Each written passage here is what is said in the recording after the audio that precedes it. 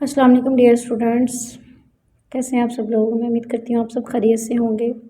آج ہم جو ہے وہ 10th کلاس کی کیمسٹری کو ڈسکس کرتے ہیں۔ ہمارا جو فرسٹ چیپٹر ہے اس کو ڈسکس کرتے ہیں، status of matter and phase changes. You know very well کہ ہم نے جو ہے 9th کلاس میں 13 چیپٹرز جو ہے ہم نے ڈسکس کر لیے ہیں، 13 چیپٹرز کو ہم نے پڑھ لیا ہے۔ اب ہمارا جو چیپٹر نمبر فرسٹ ہے وہ 14 سے سٹارٹ ہو رہا ہے، مادہ کی حالتیں اور ان میں جو کیمیائی چینجز ہیں اس کو ہم جو ہے وہ ڈسکس کرتے ہیں۔ آپ نے سب سے پہلے اس چیز کو بہت اچھے سے جو ہے وہ کنسیپچول میں پڑھنا ہے، ڈیپلی ہر چیز کو سمجھنا ہے، اسٹیپ بائی اسٹیپ چلنا ہے تاکہ آپ سب چیزوں کو اچھے سے انڈرسٹوڈ کر سکیں، آپ کے کانسیپٹ کلیئر ہو سکیں، ایز ویل ایز آپ جو ہے وہ اچھے سے اپنے ایگزامس کی تیاری کر سکیں۔ تو فرسٹ آف آل ہم ڈسکس کرتے ہیں کہ اس میں فرسٹلی ہمیں جو ہے کس چیز کے بارے میں بتایا گیا ہے۔ جیسا کہ آپ سب جانتے ہیں کہ دنیا میں جو مادہ ہے وہ 4 حالتوں میں ایگزسٹ کرتا ہے، جس کو ہم ٹھوس، مائع اور گیس کہتے ہیں۔ ان چاروں حالتوں کے خواص کا مطالعہ کرتے ہیں۔ فرسٹ آف آل اس نے جو ہے ہمیں بتایا کہ گیسز کی جو فزیکل پراپرٹیز ہیں اس کا سکڑ جانا، پھیل جانا اور ڈیفیوز ہو جانا، یہ سب جو ہے سمجھ سکیں۔ اب یہاں پہ اس نے ہمیں بتا دیا کہ گیسز جو ہیں یہ چھوٹے چھوٹے پارٹیکلز پر ایگزسٹ کرتی ہیں، ٹھیک ہے، مشتمل ہوتی ہیں، جو کہ مسلسل کنٹینیوسلی جو ہے وہ رینڈم موشن میں رہتے ہیں، ٹھیک ہے، رینڈم موشن میں جو رہتے ہیں۔ اور اسی آئیڈیا کی بیس پہ جو ہے ایک تھیوری نے جنم لیا، اس تھیوری کا کیا نام ہے؟ Kinetic particle theory for gases, ٹھیک ہے۔ اب ہم دیکھ لیتے ہیں کہ کائنیٹک تھیوری جو ہے وہ ہمیں کیا بتاتی ہے۔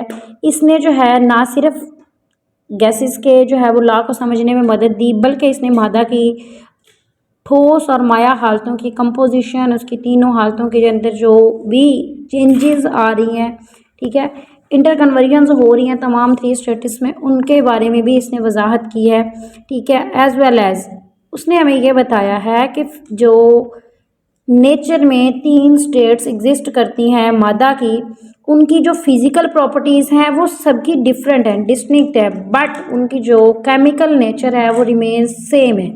یہاں پہ اگزامپل اس کے ہم لے لیتے ہیں واٹر۔ اب دیکھیں واٹر جو ہے یہ تینوں اسٹیٹس میں ایگزسٹ کرتا ہے۔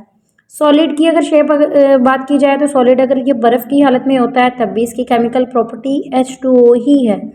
اگر یہ ایویپوریشن یعنی بھاپ کی شکل میں ہے تب بھی H2 ہے، کیمیکل کمپوزیشن سیم ہے، واٹر میں بھی کیمیکل کمپوزیشن سیم ہے، بٹ کیا ہے ان کی فزیکل جو کمپوزیشن ہے، فزیکل جو کمپوزیشن نہیں، فزیکل جو شیپ ہے وہ ڈفرینٹ ہے۔ اب ہم دیکھ لیتے ہیں کہ کائنیٹک تھیوری ہمیں آگے کیا جو ہے وہ گائیڈ کر رہی ہیں۔ اکارڈنگ ٹو کائنیٹک تھیوری جو ہے گیسز جو ہے یہ بنی ہوتی ہیں پارٹیکلز کی، کن پارٹیکلز کی؟ چھوٹے چھوٹے پارٹیکلز کی، ٹھیک ہے، ان کا مجموعہ ہوتے ہیں جو کہ رینڈملی موو کر رہے ہوتے ہیں تمام ڈائریکشنز میں۔ کسی گیس کا پریشر اس کے جو ہے وہ ذرات جو پارٹیکلز ہیں اس کے برتن کی کولیجن کی وجہ سے، جب وہ برتن کی والز کے ساتھ کولائڈ کرتا ہے، ٹکراتا ہے، اس کی وجہ سے وجود میں آتا ہے۔ چونکہ کسی بھی گیس کا جو پریشر ہے وہ مخصوص ٹمپریچر پر جو ہے وہ مستقل رہتا ہے، کانسٹنٹ رہتا ہے، اس لیے یہاں پہ ہمیں جو ہے وہ یہ کنکلوژن ہوا کہ گیس کے ذرات کے ٹکراؤ کے درمیان ان کی انرجی جو ہے وہ کم نہیں ہوتی، نہ ہی وہ زیادہ ہوتی ہے۔ یعنی کہ جب کولیجنز ہوتی ہے پارٹیکلز کی، گیس کے پارٹیکلز کی، تو نہ وہاں پہ انوالومنٹ ہوتی ہے انرجی کے لاس کی، نہ ہی گین کی ڈیو ٹو فریکشن۔ اب یہاں پہ جو ہوگا، جب ظاہر ہے انرجی کم زیادہ نہیں ہو رہی، اس کے علاوہ گیسز کے ذرات کے درمیان جو پریشر ہے وہ بہت زیادہ کم ہے، وائی بیکاز فاصلہ بہت زیادہ ہے، ان کے درمیان ظاہر ہے جو اٹریکٹیو فورسز ہیں وہ بھی نگلیجیبل ہوں گی، بہت کم ہوں گی، اور گیسز کے ذرات کی جو ایوریج جو کائنیٹک انرجی ہوگی پارٹیکلز کی وہ ڈائریکٹلی پروپورشنل ہوگی کس چیز کے؟ ٹمپریچر کے۔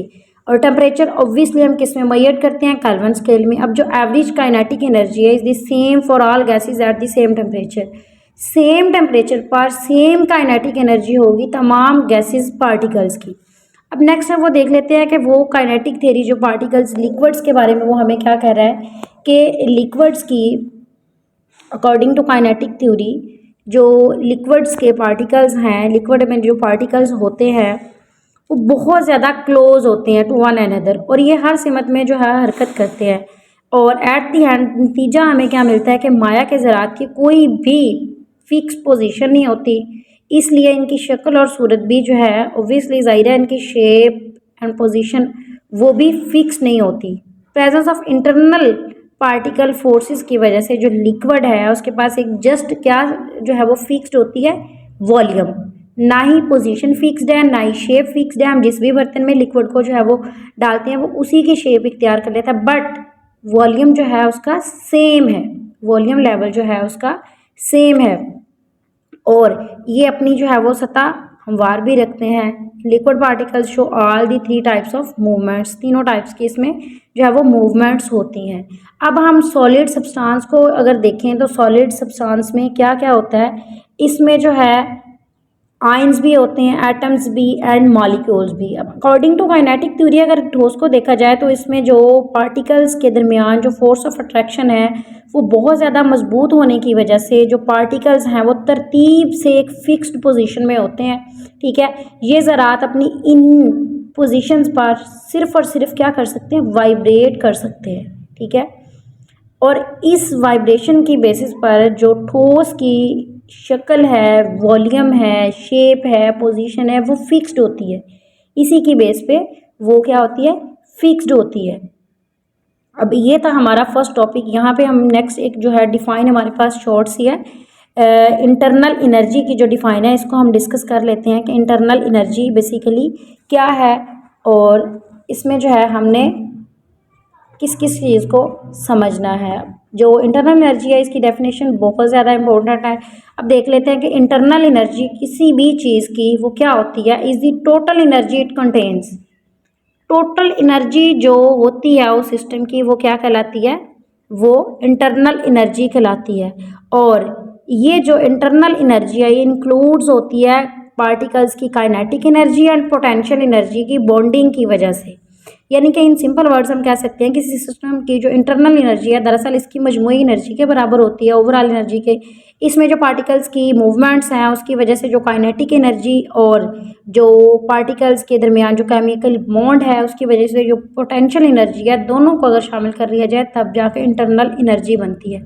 और जैसे ही हम हीट अप्लाई करते हैं, हीट इंक्रीज़ होती है तो इंटरनल एनर्जी जो है किसी भी सिस्टम की वो भी इंक्रीज़ हो जाती है। मैं उम्मीद करती हूँ कि आप सबको ये लेक्चर समझ में आया होगा। इसको जो है कुछ पॉइंट्स अगर आपके क्लियर ना हुए तो आप कमेंट सेक्शन में पूछ सकते हैं। इंशाल्लाह नेक्स्ट हम जो है क्विक चेक उसको भी जो है वो करेंगे, साथ साथ जो है वो हम अपनी जितने भी क्विजेज़ होंगे उनको सॉल्व करते रहेंगे। मिलते हैं कल के लेक्चर में जो हमारा है inter conversion of physical states. अपना बहुत सारा ख्याल रखिएगा, दुआ में याद रखिएगा। अल्लाह हाफिज़ डियर स्टूडेंट्स।